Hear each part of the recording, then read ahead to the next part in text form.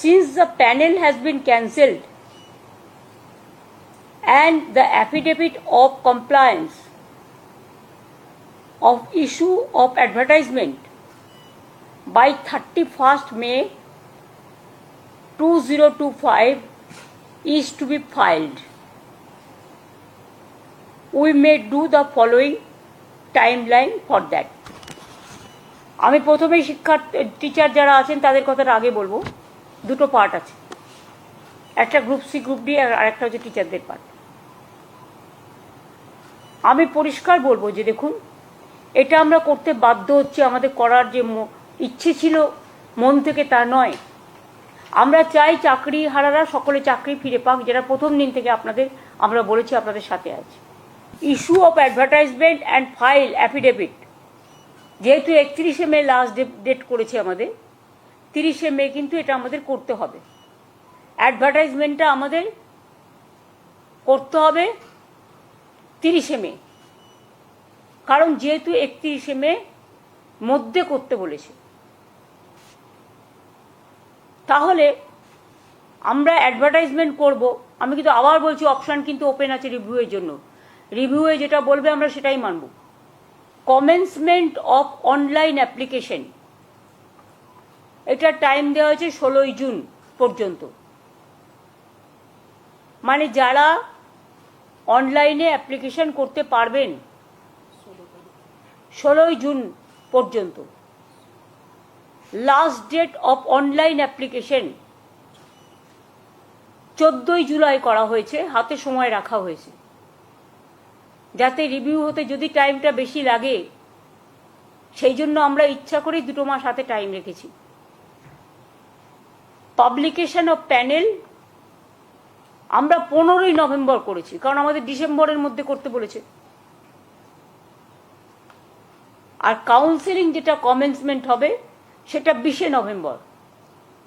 আমরা চাইছি নভেম্বরের মধ্যেই, যদি রিভিউতে কিছু বিচার না হয় তাহলে আমরা নভেম্বরের মধ্যেই কাউন্সেলিং করে টোটালটা করে দেব।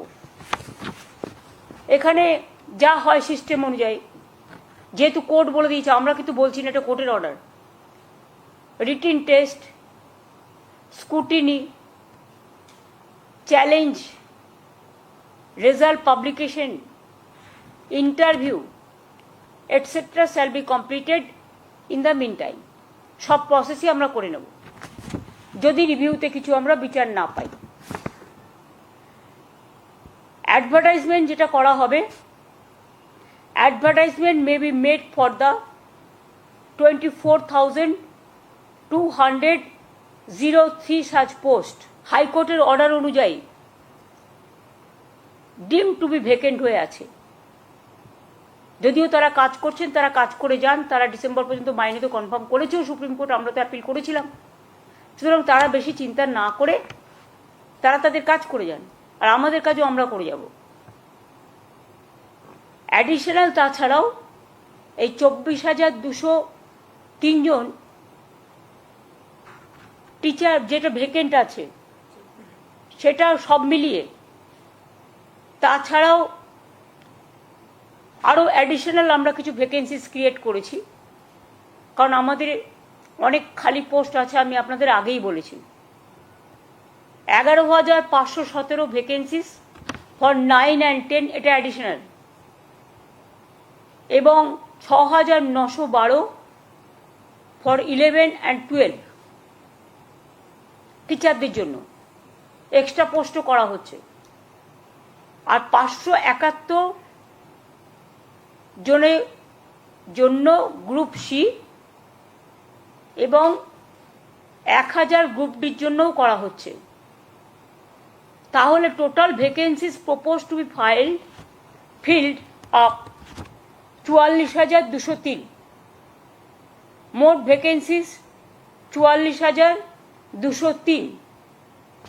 ক্লাস 9-10 চাকরিহারাদের নিয়ে 23,212, ক্লাস 11-12 চাকরিহারাদের নিয়ে 12,514, গ্রুপ সি 2,989, গ্রুপ ডি 5,488 এটা রাখা হয়েছে।